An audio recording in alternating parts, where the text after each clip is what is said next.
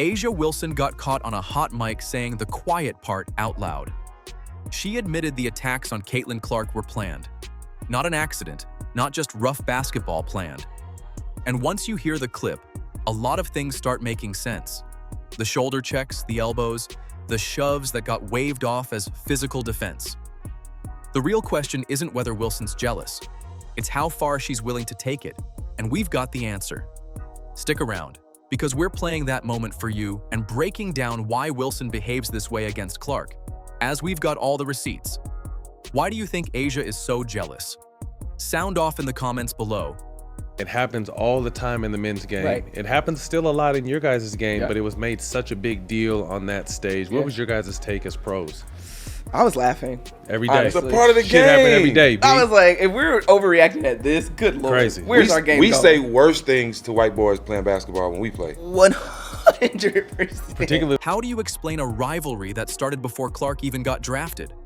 Before she signed a single pro contract, before she put on a Fever jersey, Asia Wilson was already taking shots at her. Back when Clark was tearing up college basketball at Iowa, Wilson found ways to bring the conversation back to one thing: rings. She'd frame it like basketball analysis, saying Clark hadn't won a national championship. Like that erased everything else Clark was doing on the court. It sounded like a stat check. It landed like a shot at her legitimacy. Caitlin Clark, I'm sure you saw, just became the all-time scoring leader of women's college basketball. I'm curious, where would you rank her amongst all-time college players, in your opinion? Ooh, that's tough because you got to win one. I feel like that college is one of those spaces where you got to win one for them to even have your name in the conversation. And it took me 3 years to win mine, so it's hard. And here's the context that makes it worse. Clark's run at Iowa didn't just break television records. It broke college on court records that stood for decades. Her games were pulling in numbers bigger than NBA playoff games. People who never watched a second of women's basketball were tuning in just to see her shoot from 30 feet out. Meanwhile, Wilson's titles at South Carolina, real championships, real accomplishments, suddenly felt like old news to casual fans who only cared about what was happening right now. And what was happening right now was Clark. So instead of crediting what Clark was doing for the sport, pulling in fans who'd never cared before, filling arenas that used to sit half empty, Wilson kept steering every conversation back to championships. Like rings were the only stat that mattered. Like assists, viewership, and full arenas didn't count for anything if you didn't have a title. Then came the moment that really lit things up. Wilson was caught in the Final Four saying Clark's attention came from being privileged. Us as black women, Paige reminds me a lot of you. Like, you say you're not really about me. And she knows how her privilege has gotten her to that point. And also, like, she's good at basketball, obviously. But, like, she understands her privilege and, like, what pushes her over the top, in a sense. It reminds me a lot of you.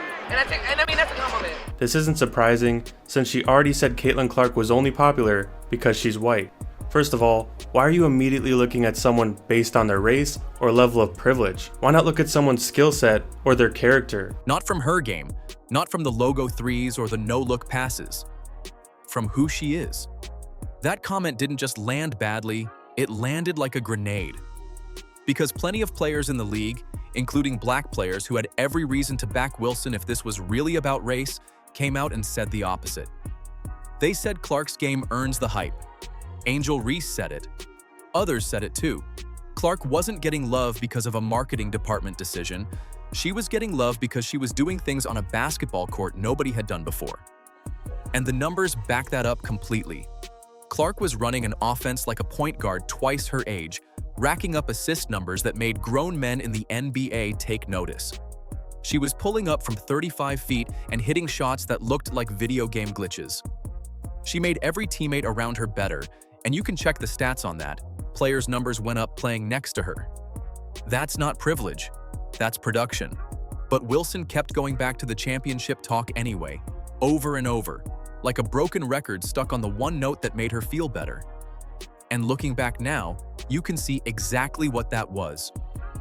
It wasn't one bad take from a frustrated competitor. It was the first page of a playbook Wilson would keep running for years, needling Clark's success any chance she got. Finding an angle, a stat, anything to take the shine off what Clark was building. Because once Clark turned pro and the money started rolling in, that's when Wilson's jealousy stopped hiding behind basketball talk completely. Let's talk about the money, because that's where things really got ugly.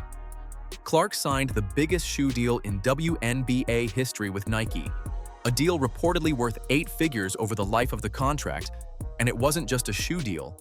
It came with her own signature shoe, her own line, the kind of deal only a handful of players in league history ever got close to. And Wilson's reaction wasn't excitement for the sport.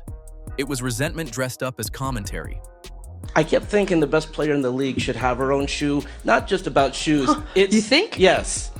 Right? I want to get your thoughts on that. Because you don't need my thoughts. You already know my thoughts. But that's how young kids, when you're a fan of LeBron, you're a fan of Asia. I'd love to get your thoughts on that. She needs her own shoe. Let me answer that. She is the two-time MVP. I'll toot her horn because she won't. Olympic gold medalist, best defensive player, 2 years running. Her team's stop. As expected, Wilson played the victim, acting like she'd been overlooked, like she didn't already have a signature shoe deal with Nike in the works herself. But reports at the time said otherwise. Her deal was already moving forward. So the poor me routine wasn't really about facts. It was about keeping the attention on herself, while Clark's rookie season blew up bigger than anyone in the league expected. Instead of riding that wave, the kind of wave that lifts every player's paycheck, every arena, every TV deal, Wilson spent weeks needling Clark's rookie year on podcasts and in interviews. Little jabs here, little comments there, always framed like she was just keeping it real. But it added up fast. And then came the Time Athlete of the Year award, which Clark won off a season that broke the assist record, broke the three-point record, and sold out arenas in cities that had never sold out a women's basketball game in their lives. Wilson's response? She chalked it up to a race thing in an interview, like the award had nothing to do with what Clark actually did on the floor. Asia Wilson is her name. Quote, "It doesn't matter what we all do as black women, we're still going to be swept underneath the rug. That's why it boils my blood when people say it's not about race, because it is." That's That crazy comment because backfired literally fast, nobody asked, and it sources backfired close to hard Asia Wilson because it ignored decided everything to sitting answer right anyway. there in the box score. You can't talk about a season with a new assist record and a new three-point record and call the recognition random.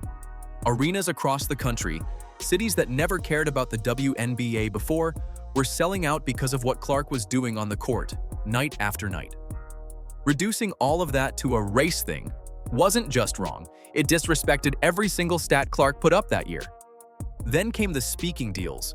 Clark started getting corporate appearances, brand deals, invitations to speak at events way outside basketball. And Wilson found a way to bring those up too, always with an edge, always framed like Clark was getting handed things instead of earning them. Compare that to how Clark carried herself in public. Quiet, team first, always redirecting credit to her teammates. Wilson, meanwhile, turned almost every interview into a grievance session, another chance to bring up what she didn't have instead of what she did.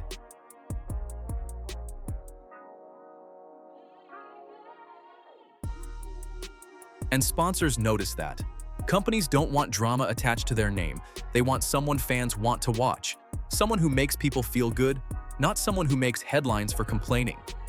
Clark was building a brand people wanted to root for. Wilson was building a reputation, one interview at a time, all on record, all in her own words. That reputation was about to catch up with her. Because the same pattern you just heard, the jabs, the grievances, the edge in every interview, that's exactly what shows up in the hot mic clip everyone's been talking about. Now we get to the clip itself. Wilson sat down on a podcast, relaxed, chatting like it was just another guest appearance, the kind of setting where guards drop and people forget the mic is still hot. She wasn't doing a press conference. She wasn't fielding questions from a reporter looking for a headline. She was just talking, loose, comfortable, the way you talk when you think nobody outside the room is really listening. All NBA players go harder on white boys on the court. That's just how it's always. Like even Larry Bird. Larry rules. Bird got guarded by a white guy. He was like, "Y'all don't have any brothers?" Yeah. That's what Larry Bird said. He felt disrespected. Yeah, he felt disrespected. I feel like that's like the unwritten Hooper rules. And that's exactly when it came out. Wilson started talking about how her team approaches games against Clark, and the words weren't about scouting reports or defensive schemes. She admitted they go in hard on Clark on purpose. Not hard as in competitive, not hard as in physical basketball, hard as in intentional, targeted, planned before the ball even goes up. That's not strategy talk, that's a personal target, said out loud on tape, and that lands completely different than normal trash talk. Players chirp at each other all the time. That's part of the game. Nobody bats an eye at a little noise before tip-off. But this wasn't noise. This confirmed exactly what fans had been screaming about for 2 seasons. The hard fouls, the extra shoves, the elbows that seemed to find Clark more than anyone else on the floor.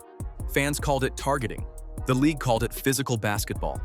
Wilson just called it what it actually was. It happens all the time in the men's game. Right. It happens still a lot in your guys' game, but it was made such a big deal on that stage. What was your guys' take as pros? I was laughing. Every day. It's a part of the Shit game. happen every day, B. I was like, if we're overreacting at this, good lord. Crazy. Where's our game We going? say worse things to white boys playing basketball when we play. 100%. On the surface, this is shocking. You don't expect to hear a star player, someone on national team rosters, someone who's supposed to carry herself like a leader in the league, admit to targeting a fellow player like that. It's the kind of admission that would get buried in a press conference, cleaned up by a PR team, spun into something about competitive fire. But a hot mic doesn't let you clean anything up. It just plays back exactly what got said. And once you line it up with everything else, it stops being shocking and starts making complete sense. Remember the college jabs about championships, the privileged comment, the race thing comment about the time award, the constant needling about shoe deals and speaking gigs? None of that was random. It was a pattern, building for 2 years, and the hot mic clip is just the moment the quiet part finally got said loud enough for a microphone to catch it. Caitlin Clark at number 6. So there you have it. She finished number 6. There is not another women's basketball player on this list. So when y'all try to have these nonsense conversations about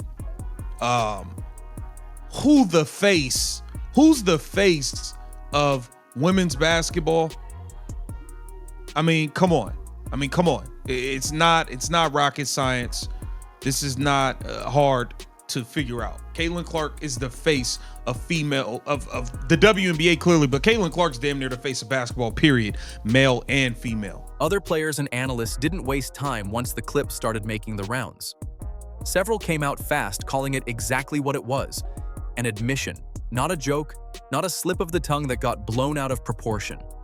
Analysts who cover the league pointed out that you don't accidentally say something like that. You say it because it's true, and it's been true for a while. The reaction wasn't confusion. It was recognition, like fans finally got the proof to match what they'd been watching with their own eyes for 2 seasons.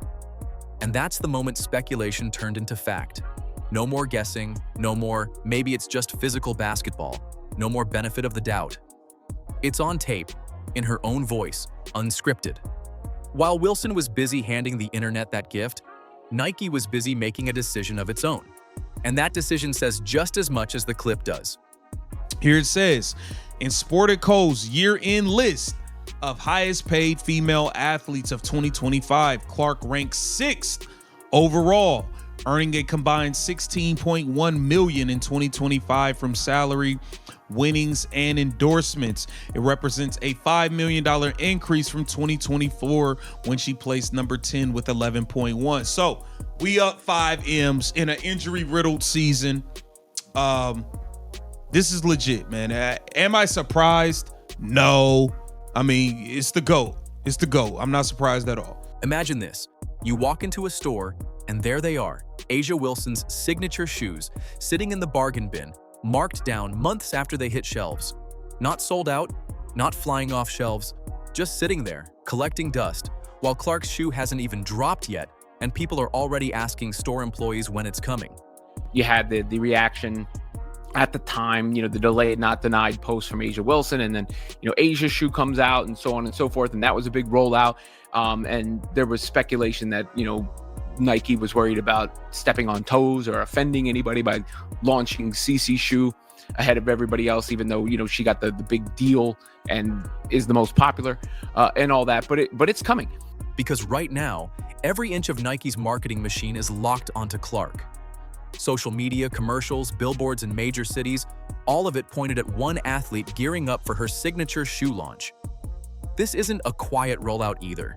Nike's been building hype for months, teasing colorways, dropping short clips of Clark training, letting the anticipation build the way companies do when they know they've got something big on their hands. And it's not just basketball.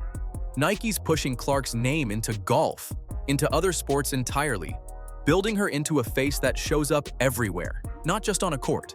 That's the kind of cross-sport push companies only give athletes they believe can carry a brand across audiences, not just fans of one sport. Every part of that campaign, the rollout, the billboards, the golf tie-ins, it's all built around Clark specifically. Now compare that to Wilson's A1 line. Reports say it got a fraction of that push, a quiet release with none of the campaign weight behind it, and now it's sitting unsold on shelves months later. No billboards, no cross-sport rollout, just a shoe that came and went without much noise at all. But it's coming.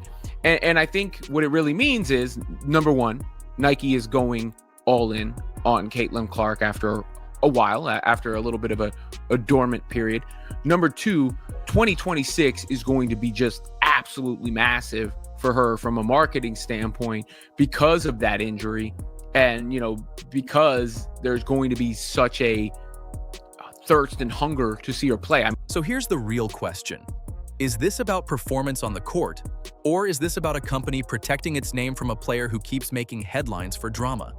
Because Nike doesn't move money around for no reason. Companies chase attention. They chase goodwill. They want their name next to someone fans are excited about, not someone who's constantly stirring up controversy. Toxic headlines scare off exactly the kind of sponsors Wilson needs to keep her deals growing. And right now, the headlines aren't doing her any favors. Meanwhile, look at what's happening around Clark. Kelsey Mitchell's visibility has grown right alongside her. The whole Fever roster is riding this wave. More eyes on the team, more eyes on every player wearing that jersey. That's what happens when a company decides to put its full weight behind one player. It lifts everybody standing next to her too. And the sales numbers make the picture even clearer. Clark's shoe is expected to sell out in minutes the moment it drops, the kind of demand companies dream about.